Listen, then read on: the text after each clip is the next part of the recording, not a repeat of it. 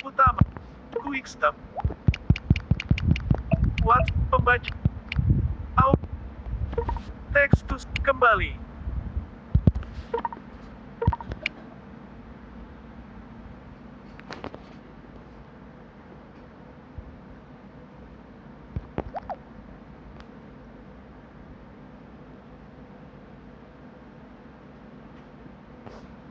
Bagi kalian yang suka sama cerita horor, sudah agak lama tidak membahas tentang perjalanan 3 karakter favorit kita, yaitu Siru, Bagong, dan Gibas beserta kedua sahabatnya yaitu Kuwik dan Litik.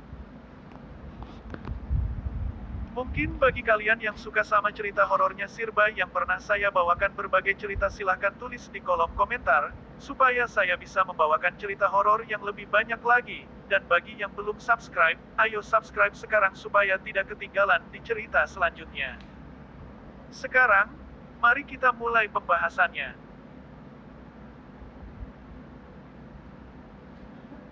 Jadi ketika masalah Hajan yang kedua itu selesai, Siru dapat kabar dari bosnya, bahwa anak dan kedua temannya tersesat di gunung. Membaca pesan itu, membuat Siru panik seketika, dan seperti biasa, jantung Siru berdegup kencang, dan bulu kuduknya berdiri, karena setiap masalah demi masalah itu selesai, pasti ada lagi masalah baru datang. Sebelum kita memulai ke perjalanannya Siru dan kawannya, kita mesti perlu flashback dulu nih, karena di balik masalah itu terjadi, pasti ada penyebabnya. Kita mengikuti cerita dari sudut pandangnya Ibra, anak dari Pak Karto, bosnya Siru. Dia ingin pergi mendaki gunung bersama kedua sahabatnya yaitu Dani dan Agis. Pada siang harinya, Ibra ini gabut, karena pekerjaannya lagi libur, jadi dia menghubungi kedua temannya, untuk mengajaknya mendaki gunung. Dan, kamu bisa temani aku naik gunung gak? Soalnya aku lagi libur kerja, kamu bisa nggak temani aku? Oh bisa Bra, terus kamu ngajak siapa lagi? Rencananya aku ingin mengajak satu teman kita, Agis. Oh gitu, iya Dan. Gis, kamu bisa nggak temani aku naik gunung?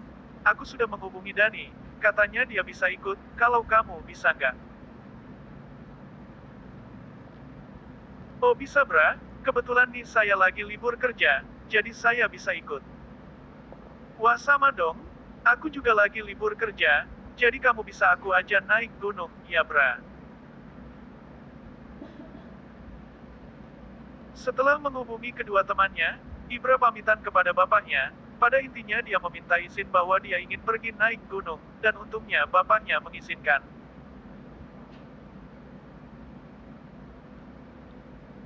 Selesai meminta izin, Ibra langsung menyiapkan peralatannya seperti carrier, kompor, tenda, dan lain-lain.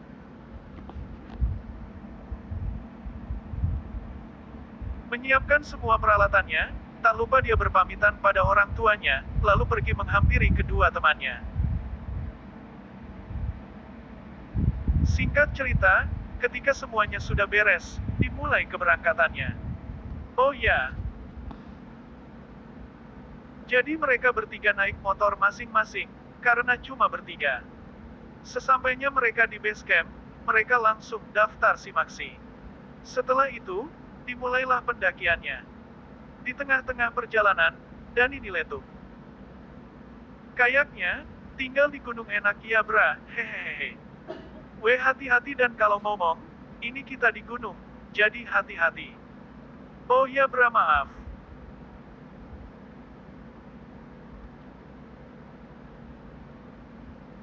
Sesampainya mereka di pos 1, mereka bertiga memutuskan untuk istirahat dulu. Rencananya mereka ingin berkemah di pos 3, supaya besok kalau pergi ke puncak bisa pagi-pagi. Selesai istirahat, mereka melanjutkan pendakiannya, namun pada akhirnya mereka sampai di pos 3. Setelah itu mereka langsung mendirikan tenda. Setelah tenda jadi, mereka langsung mengambil barang peralatannya, lalu ngobrol-ngobrol.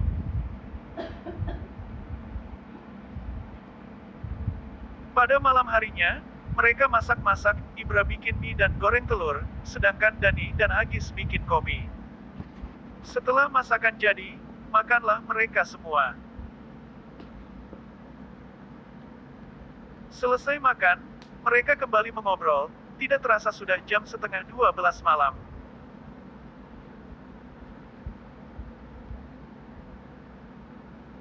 Melihat itu, Ibra langsung mengasih tahukan kepada temannya dan mereka pun tahu dan sadar setelah melihat jam itu dan pada akhirnya mereka pun tidur semua. Sekitar jam 3:26, mereka pun bangun dan siap-siap untuk pergi Summit Attack. Sesampainya mereka di puncak, mereka langsung berfoto bersama dan diam-diam, Dani ngambil sebuah akik dari bawah pohon.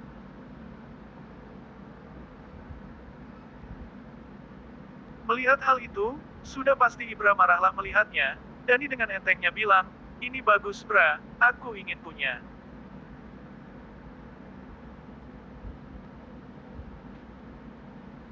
Dan sadar, itu bisa jadi, barang yang kamu ambil itu, bisa menyebabkan malapetaka dan, memangnya kamu gak tahu dan.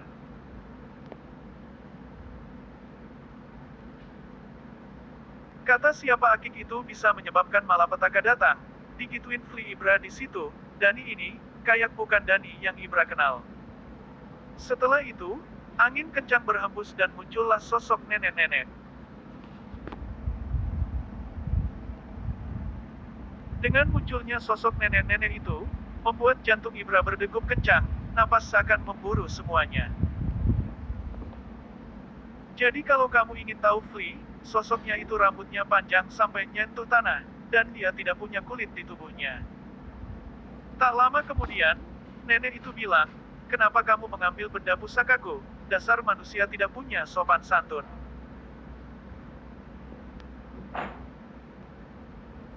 Mendengar itu, membuat jantung mereka berdegup kencang, napas seakan memburu semuanya saking takutnya, gitu.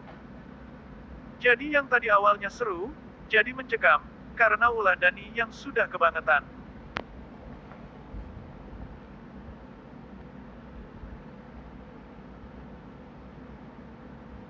Setelah nenek itu pergi, mereka langsung putar balik, mereka memutuskan untuk kembali ke tempat camp, tapi, tiba-tiba, yang awalnya tadi itu jalan turun, berubah jadi jalan yang sempit, berbatu, dan licin.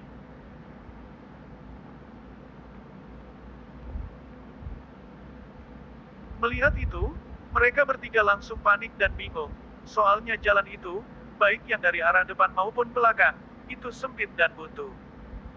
Terus Ibra bilang ke Agis, "Gis, coba kita ambil ke jalur yang kanan, siapa tahu nemu jalan keluarnya." Mereka pun ambil jalur ke kanan.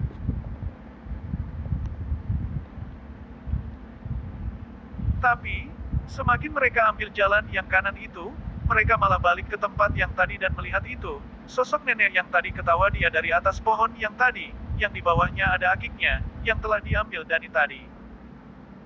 Berhubung jalan ke kanan tidak membuahkan hasil, mereka bertiga ganti ngambil ke jalur ke kiri, tapi malah mereka masuk ke hutan. Setahu Ibra, selama dia mendaki gunung, tidak ada jalan untuk masuk hutan atau jalan buntu. Berhubung Ibra dan kawannya tidak bisa kembali, dia keingat bahwa dia belum menghubungi bapaknya untuk dijemput. "Pak, aku tidak bisa pulang. Bapak bisa jemput Ibra dan teman-teman." "Hah? Apa? Kamu masih di gunung?" "Ya sudah, kalau begitu Bapak akan menyuruh anak buahnya Bapak, supaya segera dijemput, tunggu di situ ya, sampai anak buah Bapak datang, baru boleh pulang." "Waduh, gimana nih Bra, perutku sudah lapar nih."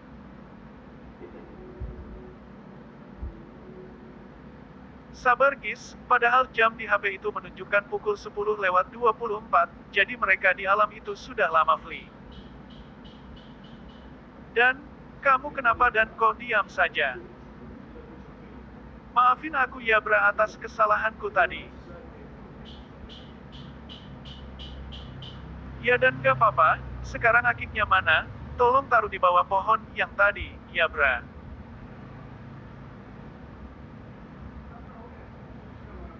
Ketika akiknya dikembalikan, secara tidak terduga alam yang tadinya sempit dan buntu, berubah menjadi puncak gunung yang tadi. Alhamdulillah dan, kita sudah balik lagi ke puncak. Tak lama kemudian, ada 5 orang datang menjemputnya mereka bertiga.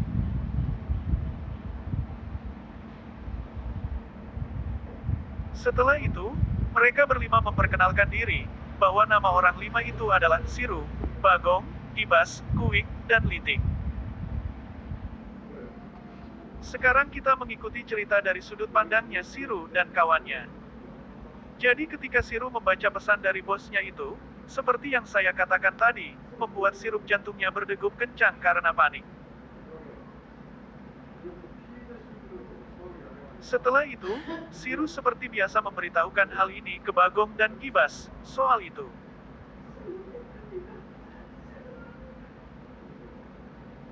Mendengar itu, Bagong dan Kibas seperti biasa, jantungnya berdegup kencang, karena ia sama reaksinya, panik. Setelah itu, dia langsung menghubungi 2 sahabatnya yaitu Kuik dan Litik. Singkat cerita, setelah semuanya sudah beres, seperti biasa Siru ke rumahnya Pak Dahlan, untuk pinjam mobil lalu berangkat, untungnya pas tidak ada kerjaan, jadi Pak Dahlan bisa meminjamkan mobilnya ke Siru. Sesampainya mereka di rumahnya Kuik, seperti biasa, Kuik dan Litik sudah nunggu di depan rumahnya. Setelah semua masuk ke dalam mobil dan, dimulailah keberangkatannya.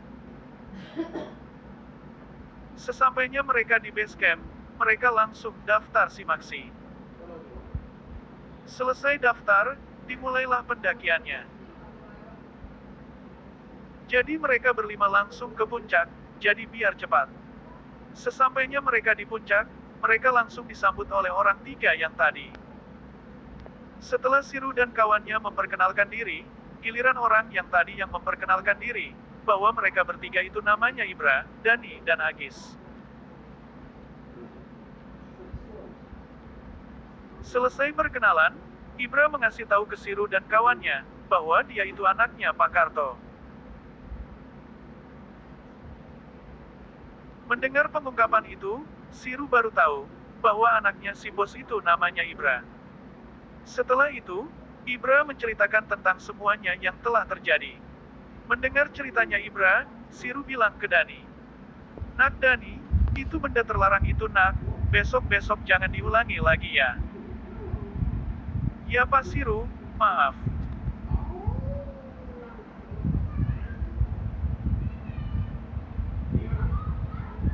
Jadi waktu Siru dan kawannya sedang menjemput Ibra dan temannya, sebenarnya Siru dan kawannya tidak bawa apapun, mereka cuma bawa tas selempang dan senjata mereka masing-masing, buat jaga-jaga.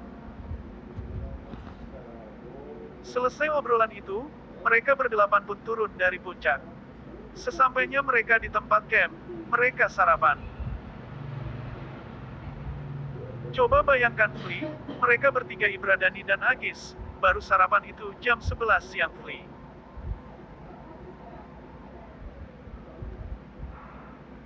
Sementara Siru, Bagong, Kibas, Kuik, dan Litik, mereka berlima sudah sarapan sejak pagi tadi, jadi tidak lapar seperti Ibra dan kawannya.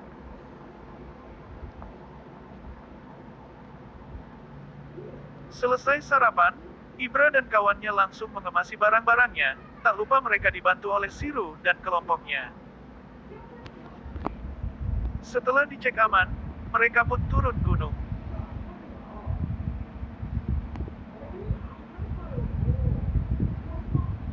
Sesampainya mereka di tempat untuk pemarkiran motor dan mobilnya, mereka pun pulang, tak lupa Ibra berpamitan kepada rombongannya Siru, Siru pun juga begitu, berpamitan pada kelompoknya Ibra. Setelah semuanya sudah pada beres, pulanglah mereka berdelapan ke rumahnya masing-masing. Siru naik mobil berlima seperti biasa, sedangkan Ibra dan kawannya naik ke motornya masing. Tak lupa Ibra beserta kelompoknya mengucapkan terima kasih kepada Siru dan kawannya, lalu pulang. Ini masih tidak ada pertarungannya, karena ini tidak terlalu mengerikan, begitu. Berakhirlah cerita Sirba dan Ibra, yang sangat keren ini. Terima kasih yang telah menonton video ini sampai habis dan sampai jumpa di video berikutnya. Kembali. Audio utama. Quick stop. Foto.